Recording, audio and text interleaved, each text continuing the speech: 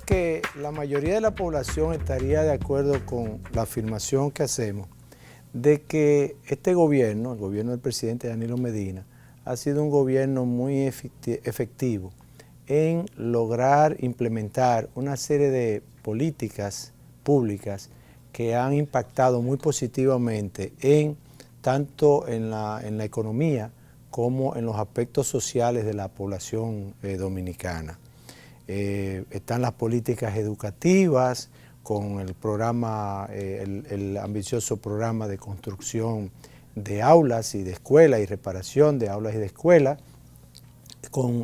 Está la programación de todo lo que es la jornada extendida y el programa de alimentación escolar, está las estancias infantiles, en el campo de la salud, todo lo relacionado a aumento sustancial de la cobertura del seguro familiar de salud, asimismo las obras públicas, el 911 y en todos los renglones, en todas las áreas de la economía y de la sociedad, pues hay logros importantes que se pueden exhibir. Sin embargo, también debemos tener en cuenta que las demandas de un país como estos son insaciables. Décadas de rezago, deuda social muy amplia y lógicamente que cuando se tiene un gobierno como este es efectivo en una serie de lograr algunos avances, pues lógicamente eso desarrolla más las expectativas de la gente. Y lo digo a propósito de toda esta efervescencia que está ocurriendo, a propósito en relación a la discusión que debe iniciarse ahora en el Senado y la Cámara de Diputados sobre el presupuesto para el 2017. Todo el mundo está insatisfecho en cuanto a la asignación presupuestaria y no simplemente porque puede ser por razones políticas, a veces no, es que a todo el mundo le hace falta presupuesto. Y hay una realidad cruda y sin sombra, como decía el poeta, una realidad cruda y sin sombra. No hay dinero para tantas necesidades. El sector judicial se ha pronunciado que quiere más presupuesto, la Universidad Autónoma de Santo Domingo quiere más presupuesto, otras áreas también, sectores de la sociedad, empleados, trabajadores, médicos, todo el mundo necesita más y quiere más y espera más del gobierno. De hecho, hay ya coaliciones de sindicalistas que se han estado conformados porque también se le agrega el componente de aumentos salariales que son demandas muy justas de trabajadores y empleados tanto del sector público como del sector privado. Pero la realidad es que nosotros tenemos un presupuesto muy limitado.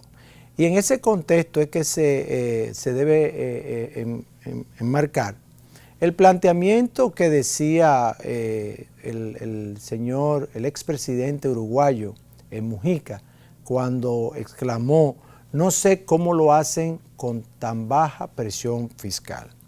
Y cuando hablo de presión fiscal, la gente cree que subir la presión fiscal implica necesariamente las tasas impositivas.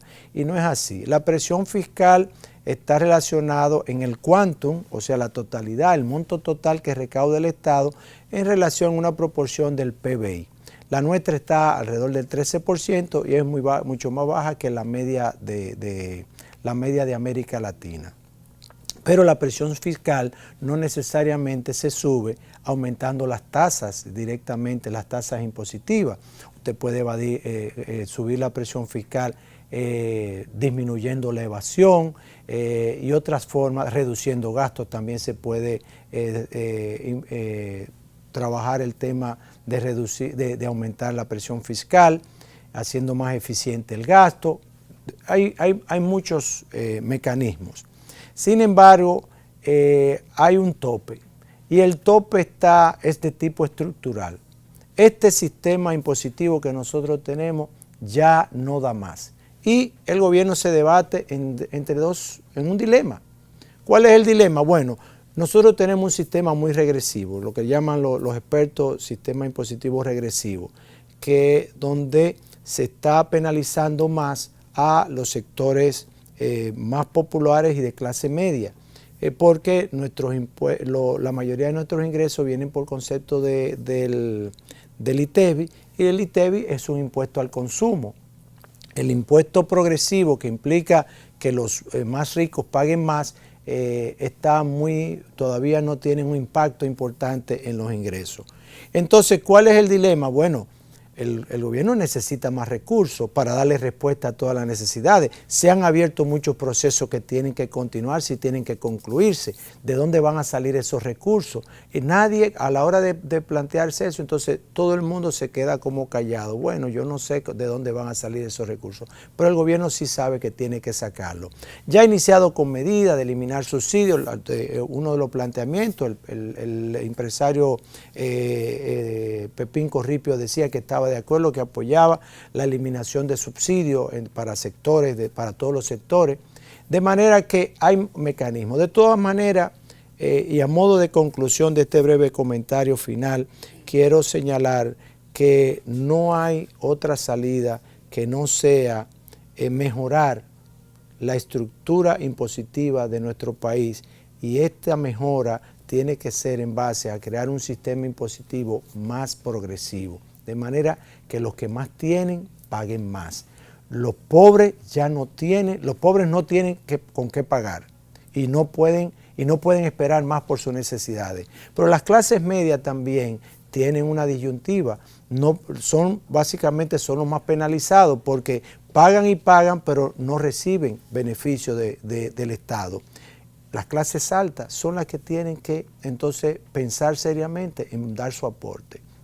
El más rico, los más ricos, los que disfrutan de los mayores beneficios de este Estado y de los mayores beneficios de esta situación de desigualdad en que vive la sociedad dominicana y toda América Latina, pues tienen que comenzar a pagar. Tenemos que reducir. Ser empresario no significa necesariamente que porque usted sea empresario tiene que tener 3 casas de campo, tiene que tener yate y todo eso. No, tenemos que ser más austeros porque tenemos que conseguir recursos para que podamos vivir todo en este país, porque de lo contrario, lo mucho o lo poco que tenemos va a ponerse en riesgo y está puesto en riesgo porque la población está en una situación irritante. Así que, amigas y amigos, ya no nos queda más tiempo, solo nos resta decirles hasta la próxima.